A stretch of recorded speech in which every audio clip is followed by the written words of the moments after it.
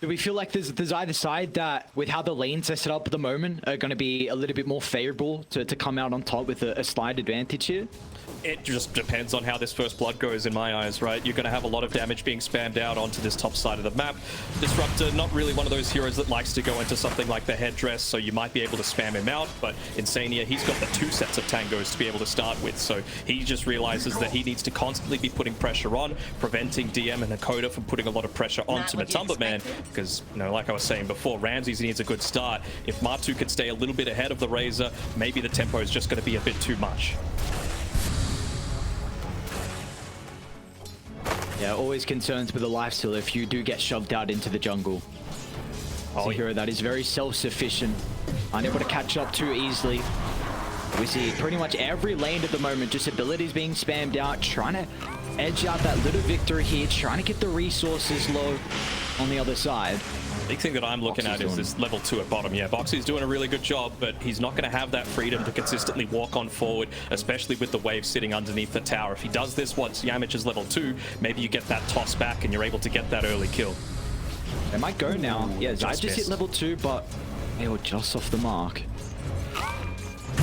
Not quite yet level 2 just yet. There's a creep that's about to die. It was actually the range creep, so they might have been able to secure that one if they just waited that little bit longer, but both teams, some of the nerves starting to get to them. Couple of first bloods being missed out on.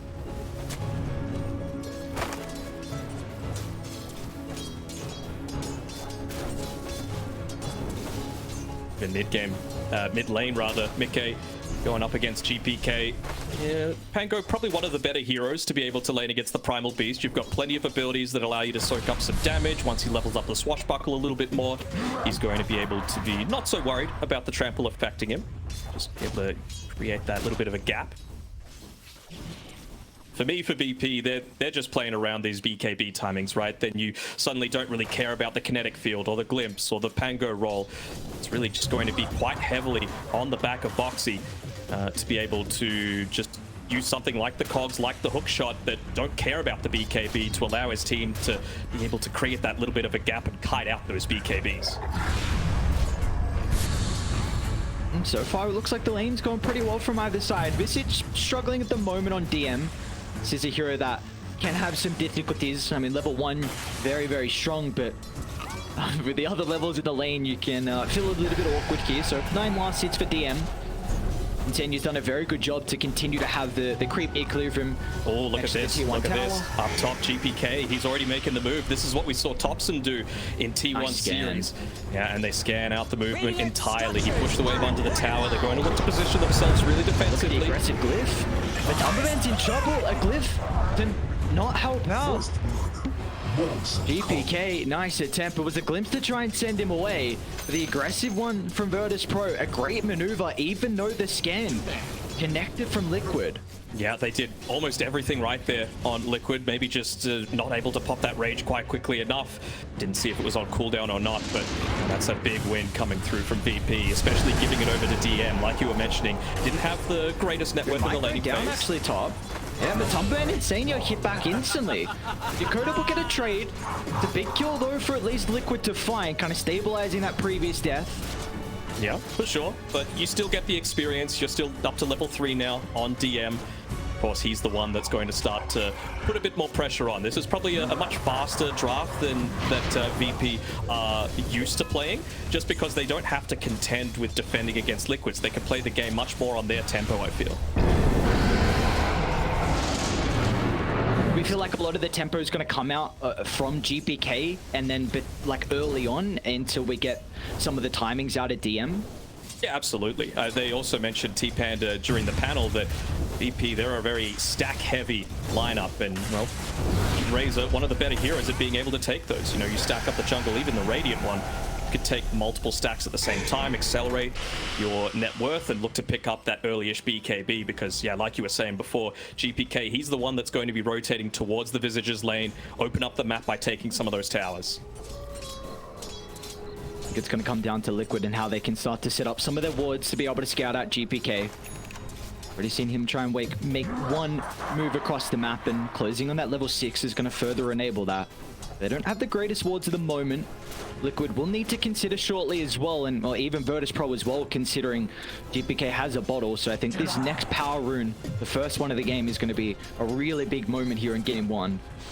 Yeah, Liquid have already got some of the wards set up for it. The one placed down by Boxy in the bottom lane, securing that one a little bit. Again, it really doesn't matter where DM makes the where GPK makes the rotation to. Top side now, Bottom, you might going on Ramses. Okay. Gala, Boxy is going to try and step in. They do a pretty decent job to break the static link. Not a whole lot of damage that Ramses been able to soak up. It's like they're still trying to enter though. Yamich gets the avalanche. Will be okay. Box is going to push Ramses away. Meanwhile, top lane though, DM brings down Matumbaman. Insania is able to keep back, but not getting the core trade onto Visage is really going to continue to hurt the game with the lifestealer. Oh, and look at this. They're talking about those power runes. He's level 6 on GPK, making the rotation up with his ultimate. The plasma into the tree throw from Yamich. They're doing Ramses everything might so be well. tracing the tree line. Avalanche going to be able to cover the retreat. Beautifully done from Yamich as Ramses can step out of danger. They spotted out GPK's movement with this sentry ward, just preventing the small camp from being blocked. So Matu's not going to chain feed up here. It was very important that just a simple ward could have potentially changed the outcome of this game. The siege creep is up on the top side. DM's about to hit onto level 6. So GPK, he wants to stay up top, but GPK, wisely enough, he's keeping that mid lane shoved in as much as possible. So a little bit of information now for Virtus Pro to play with. Boxy tried to TP to the T2 tower to try and get the gold, or I should say mainly the experience from Yamich denying. So the fact that Clockwork will not be able to rotate now might enable GPK once again to think about making a play top. Question is, what can Mickey do in the meantime? He's actually going to be the one to make the first move. He's got level 7, Rolling Thunder being popped. They want to take out DM. They'll be able to do just that. Mickey can bounce back off the tree. Insania will be able to keep his own life. Not enough damage coming out from the Soul Assumption, so beautifully done. Mickey, a big kill for them to be able to find top lane. Gives a bit of a full free wave here for Matumbaman. It does, but it gives GPK a way to be able to shove the lane in mid as well. So he does that. That was the flag bearer creep as well, just going down. So losing out a little bit on that worth, essentially doing what Mickey just did to him with pushing the wave in. Radiant tier 1 mid already sitting at half HP. So it's so close. Tiny little changes like that sentry ward, if it wasn't up top to scout out GPK's movement. Sure, Mickey would have been able to get the same amount done in the mid lane, but Matu probably would have died. Would have had to make that walk of shame back, maybe even go back into the jungle, which, as we've been saying, lifestealers really don't want to do. 50-50 goes Mickey's way, gets a regen, nothing too crazy. Will help with the farm. A bit lucky considering GPK had the ultimate advantage. There's no battle going on though. Matu. You see though these observer wards. Getting run out a little bit. You've got the familiars available. Coda. The Ancient Seal, yeah, might catch him off guard. Matu's in trouble. Familiar Sun's the second. The damage is not enough. A really nice attempt from Virtus Pro. The Ancient Seal is always going to prove to be an issue here for the lifesteal as the game continues on. As bottom lane, Ramses inside the cogs at the moment. Zaya making sure he plays his distance, not trying to give it an easy static link target. Ramses now forced to try and move over to the Clockwork. A beautiful toss under the tower. Boxy's in trouble. They'll be able to secure the kill. Zaya, first ultimate of the game, should bring down Ramses and keep the base. I don't think he's going to take out. Ramses pops the Verifier. He's got the range up as well. Meanwhile, top lane, the action continues as Mickey. Another rotation with the Rolling Thunder. They'll get the kill onto Yakoda. It's just a little bit short on mana on GPK. You can tell he wants to up the tempo. He wants to create a lot of pressure for this lifestealer. Some of these movements really haven't been working out, and Liquid are taking advantage of it. Previously, there were multiple lanes going in Virtus Pro's favor. Not so much anymore. Matu's second in net worth, considering his 2 early deaths that we saw in the lane, so have to be very happy with Liquid. And Senior's very close to level 6 as well, so this could give him a free pick off across the map. Matu, he hasn't fully retreated back into, you know, the depths of the jungle. He's looking to make sure that he's thereabouts. If he wants to be able to connect through onto that tier 1 tower to defend it like he had previously, then that really does slow down a lot of where Virtus.pro were able to get that farm, because you have to remember they've got a Tiny that they're playing with. Yamich, he just makes a stack inside of the Radiant jungle, and he wants to make sure that he can sit in a lane that's, you know, perhaps a little bit greedier, but enabled, because Virtus.pro's cores might be able to farm that couple of extra jungle camps that happen as soon as you take down one of these towers. That blink dagger timing, incredibly important for a support. Ramses might be in trouble here with the jungle. They got 3 points in the glimpse. They're not going to get a whole lot of distance, but with all the heroes from Liquid nearby, and they see Virtus.pro still playing up top, so nice pick off for them to find, but at least Virtus.pro will get their first T1 tower of the game. Yeah, and they did that while they were taking that tower. They know that Virtus.pro's main objective is taking that, so they're not going to be in a position to TP back, to be played defensively around Ramses. He was farming in a pretty safe spot, but Liquid just reading the minds of Virtus.pro right now. Do you kind of see how easy it is at the moment for Virtus.pro to be able to take these objectives? They have this advantage in regards to the familiar. Do we feel like Liquid might have that mid lane, GPK? Not going to get too much distance away. Mickey will actually do a U-turn back to Yamich. Fox is going to look about stepping in as well. This is a very deep attempt now that they haven't been able to capitalize on the early use of that Rolling Thunder, but it is space created. Zai free farming down bot, starting to put some pressure into the tower. 3 points in the Plague Ward, so he's got firm control of bottom. It's going to be very difficult for Virtus.pro to be able to recapture this side of the map.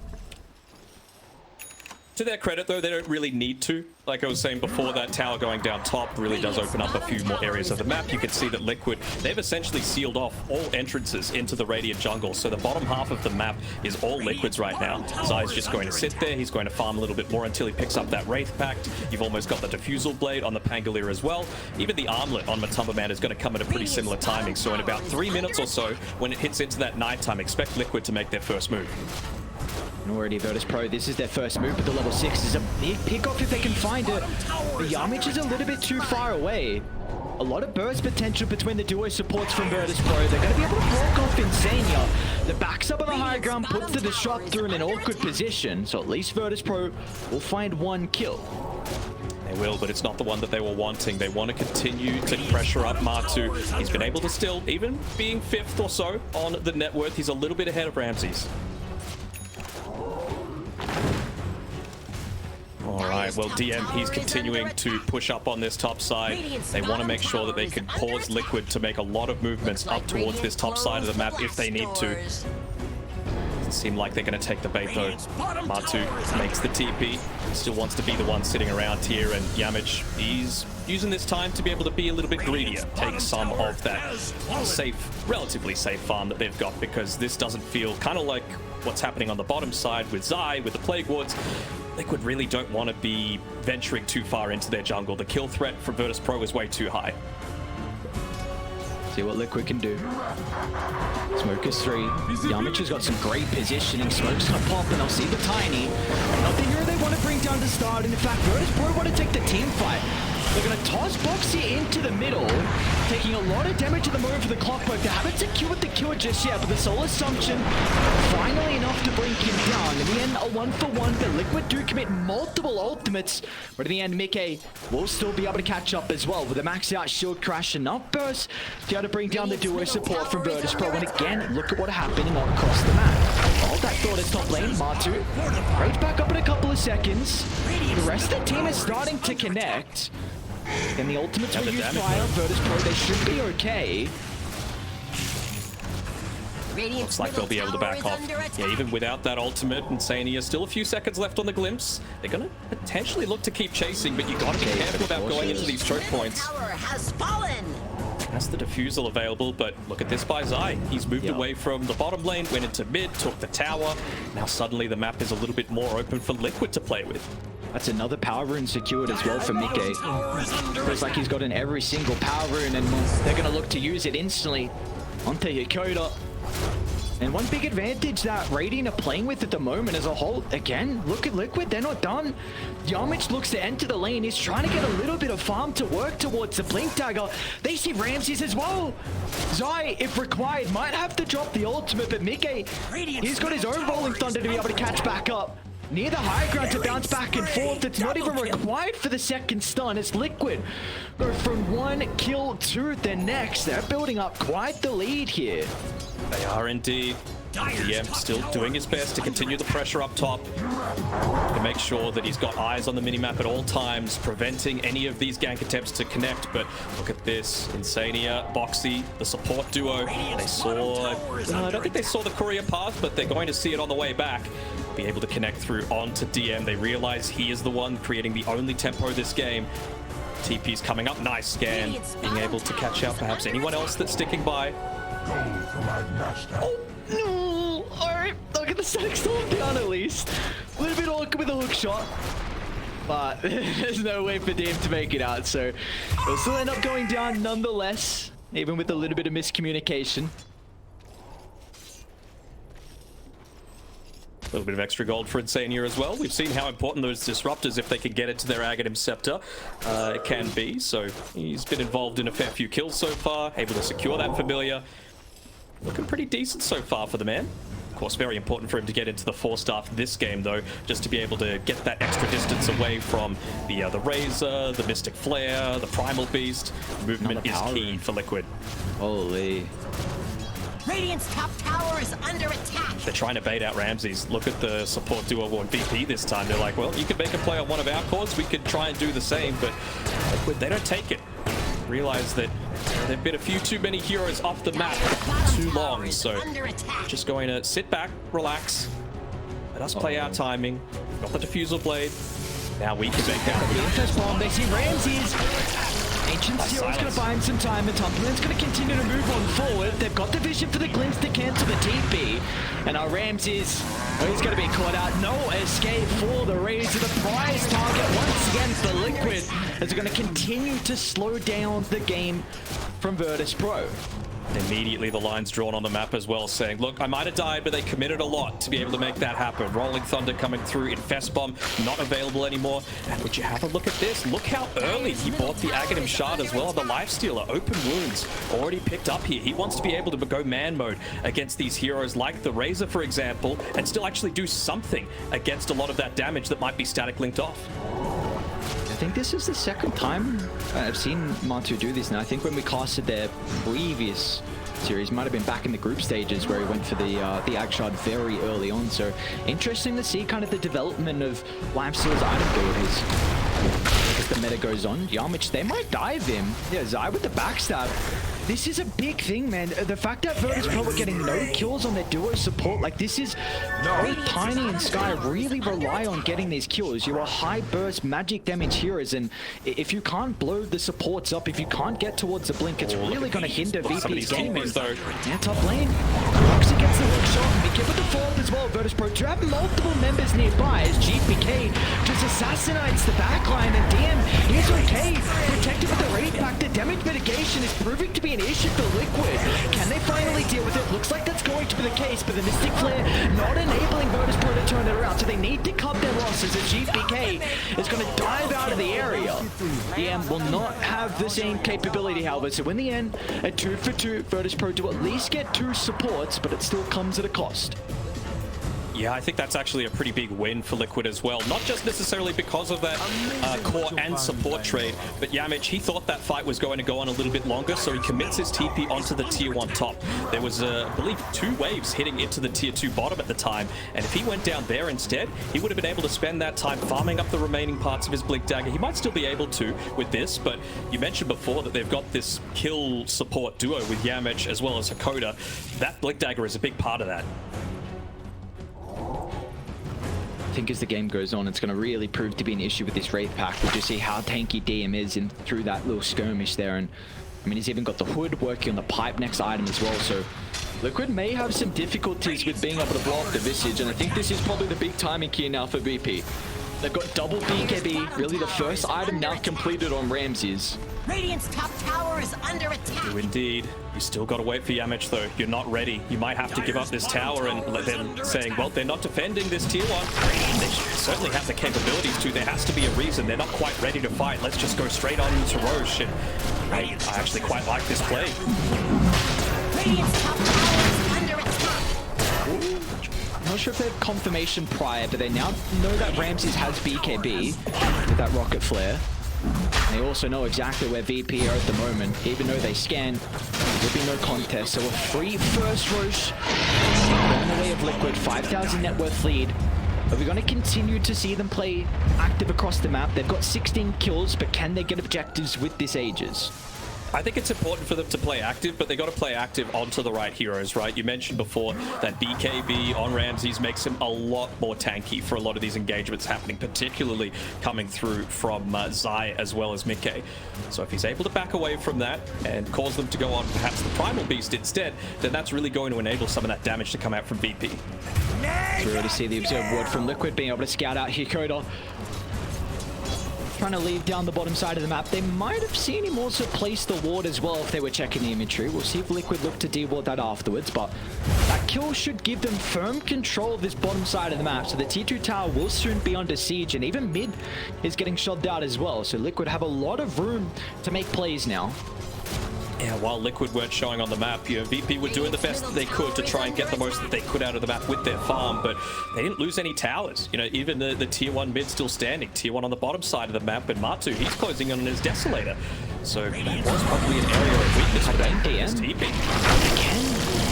Virtus.pro were going to try and smoke to get up here, but I don't think Dan's going to be healthy enough He's to committed for the survive this long. Trying to get the tower, but the familiars will go down. So Virtus.pro, they need to get something out of this smoke. They will see Insania and Zai shortly. Radiant's bottom tower is under attack. He's also not easy to blow up. He's got the Wraith Pact if he can chuck it. Oh, the toss! No, out of the Mystic Flare. But the use of the Ancient Seal, Static Storm is going to be able to cover the retreat, but Ramsey's on the wraparound. They'll be able to kill off the Venom answer. The Virtus.pro, they need to get out. The use of the Poison Oval.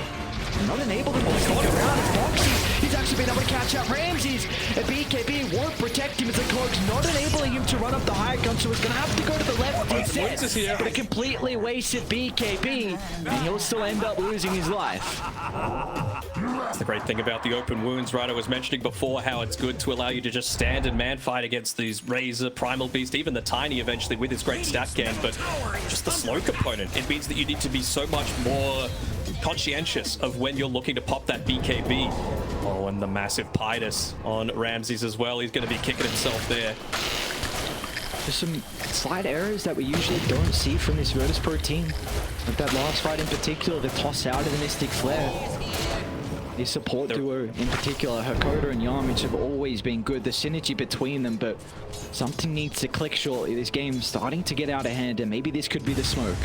And that was their big timing, right? They wanted to have that Blink Dagger with the Mystic Flare combination together as well from the Tiny, and they just didn't accomplish it. Moving forward under the cover of smoke. They've got the infest. They're going to have a lot of bonus health. Matumbaman's going to pop out. A 1-for-1 to stop, but they're in trouble now, Virtus.pro. The Delta split comes through, but Dam's going to be glimpsed back into the middle.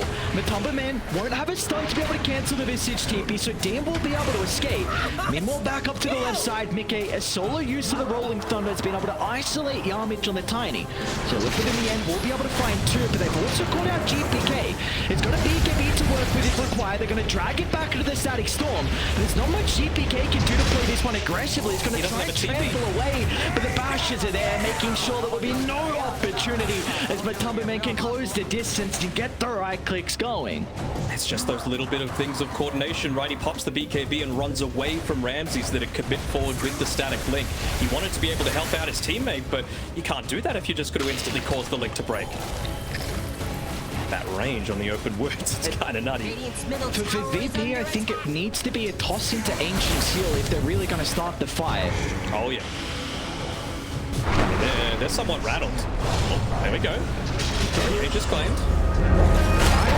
All here at the moment. Foxy's still going to look to hookshot under the T2 tower. They've been able to kite the Mystic Flare as well, which is a lot of the initial damage from Virtus.pro. The Infest is going to be enough to secure the kill, and also doesn't put Matumbaman in a compromised position. Meanwhile, though, Zai, going to the ward and the creeps as well. Instant use of the Wraith Pact. He's been able to break the Static Link, and now with the Rolling Thunder. Okay, actually, not used from Mickey. Charge it up. Threading from Virtus.pro. Yeah, he wants to create space to the left-hand side of this tier 2 tower, so that's going to go down. Zai did a great job. Down here. They got Swashbuckle back up. Is Mickey going to go for it? Oh, so close. I think some of the last little ticks weren't there with a Swashbuckle. Radiant structures. Agonizingly close, man. This is looking real good for Liquid so far. I mean, the amount of times that they made that attempt up top with the tier 2 tower, it felt like DM was up there 5 separate times just trying to take that, and Liquid just had their minds on the amount of time that it would take for them to achieve an objective, get a gank, and go back and prevent VP from opening up the map. Even with that tier 2 tower taken, they haven't left their side of the map, so they haven't actually achieved anything. They haven't gotten the rewards for that tower that they committed so much for. Radiant's bottom tower is under attack. Radiant's bottom tower. It's going to be really scary here for Virtus Pro. Look at the ward they've got at the triangle as well. Maybe this could help out though. Scepter now completed from GPK. Do we feel like there's another item that VP need to maybe turn the tides? Well, I mean, 4 staffs are pretty at a premium for the supports as well, but just with how the game's been going, without being able to secure a lot of those kills early on, means that it's still going to be quite some time until, well, Yamich, he's a fair way away, but Hakoda's nearly picked his one up, so maybe if they could go for a smoke, get a pick off before the 4 staffs are needed, and when Liquid try and go for the counter gank, that's when it can really start to have its impact. Boxy might be right. Okay. So he might be right on the money if he kept going towards the lane. Almost was able to cut off instead. He's got a hook shot into the middle. Matumbaman still got a double damage route to play with 2 hits to swipe away the life of Yakoda. And our GPK, he's the next on the agenda as well. There might have to be another defensive BKB to get him out. It's like at least the Scepter. Be the deterrent here from Liquid. They're going to back up, but their prize with the tier 2 tower. Radiant's middle tower has You just fallen. cannot fight into that DD. Slowly walk on past. They know that the Primal Beast isn't quite there, so they can go for an aggressive gank attempt and then just have the freedom to back off. Yeah, BKB is the objective that they wanted to get out of that, and now they can look to make another move in a few seconds. Just seconds left on that hookshot cooldown. They're just going to check for a power rune. It's an arcane rune. Mickey, he has been on point with being able to secure these with his team. Might even be able to have the luxury of securing tier 3 items, go back with that little bit of an advantage because VP are holed up in their base. They're not going to be able to get that extra little bit of a power spike. And the Clockwork has been a support that has been rising in popularity over the last chance qualifiers. We see it as a big hero for Virtus Pro in particular, and while this game, Boxy is looking to show that he is incredibly strong, the hero as well. We've already seen him play it today, and these hook shots have been on point. We might see it once again as GPK.